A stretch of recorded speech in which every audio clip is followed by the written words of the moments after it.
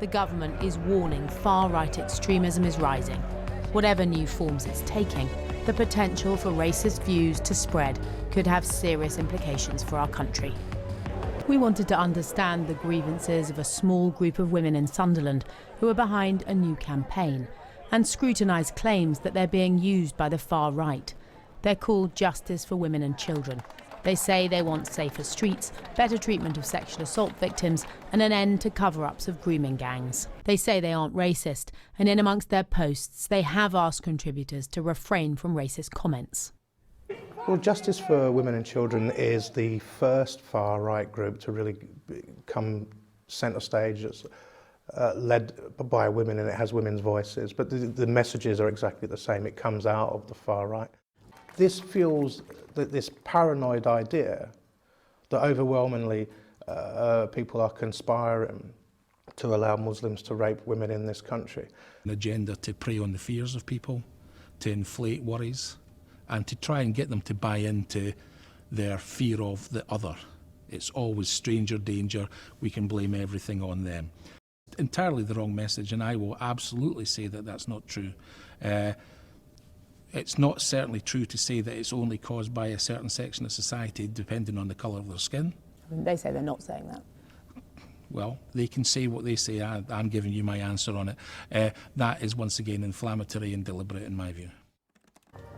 We showed our evidence to the lead commissioner for countering extremism in England and Wales. I think what we're seeing now is a new breed of the far right. They've modernised, they've professionalised themselves. They are increasingly using the language of human rights, for example, or free speech, or even women's rights. I've spent the last couple of months visiting around 13 different towns and cities across England and Wales. And it's clear to me that we are at the beginning of a new wave of far-right extremism in our country. What you've shown me in Sunderland are similar pictures that I've seen in different parts of the country. There's a particular local issue that's arisen, that's creating tension in that area, and far-right activists from across the country will often come to that particular part of the country to try and exploit that situation and recruit people to their cause. Jumping from 2018 to the present, we heard there from Katie Razzle, Hope Not Hate, the Labour leader of Sunderland Council, and finally Sara Khan, who was the lead commissioner for countering extremism. She has been Nazi hunting since 2005 when she joined the Home Office's Tackling Extremism and Radicalisation Working Group. But now in 2024, she is the Social Cohesion Czar and she is publishing a report about Batley School. As she told us back in 2018, it's clear to me that we are at the beginning of a new wave of far-right extremism in our country. There's a particular local issue that's arisen, that's creating tension in that area, and far-right activists from across the country will often come to that particular part of the country to try and exploit that situation and recruit people to their cause. So, we can expect to hear lots about their involvement in the Batley School narrative. Well, Justice for Women and Children is the first far-right group to really come centre stage. It's led by women and it has women's voices, but the messages are exactly the same. It comes out of the far right. I think what we're seeing now is a new breed of the far right. They've modernised, they've professionalised themselves. Who are the far right? I think people want to know what these groups are. Let's continue to use as a kind of foil, as a bogeyman to allow almost criticisms of Islamism. But who are the far right? Well, there are extremists on both ends of the political spectrum. There are the regular suspects, the English Defence League and others on the... But they were disbanded years ago. Tommy Robinson and his cronies are still around. But this isn't about just the far right or the far left or extremism of various faith groups or whatever. It's about extremism generally. It doesn't matter who it is, whether they're far right or whether they're religious extremists of any variety.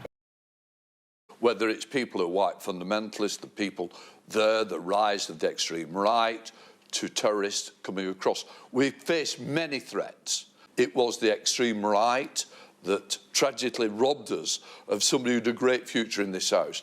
The fact that we saw terrorists, lone wolves, who self-radicalise at home, taking and tragically David Amess was also taken from us. There is, I'm afraid, there is a kind of nascent alliance between what I would call bits of the sort of Islamist type of politics and the left, and you can see. So just for clarity, what section of potential protesters coming to London tomorrow do you refer to when you say extreme far right? Well, look, the likes of Yaxley Lennon and Batten and their followers, and the so-called democratic football lads, and on and on.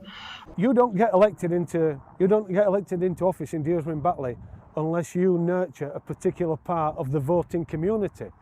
And that voting community is the biggest part of it, is the Muslim vote. And of course, you know, this is not news again. The mosques tell people who they're voting for. So whether you're Joe, and Joe was very active at it, Joe played the Muslim card, you know, she went into the mosque, she wore the headscarf. When Tracy was canvassing last year, she was out and about just right behind us in Mount Pleasant, canvassing in a headscarf on a street. I'd like to think that this time for Tracy, who's only been in office just over a year, I'd like to think there's time for her to see the light and say, you've got to actually bring some cohesion to this community, Tracy, and represent both communities. And if we pretend hard enough that there isn't a problem here, then maybe, you know, I can see out my time and get my promotion home and move on to the next thing and let it be someone else's problem. I think that is as much to do with as anything else.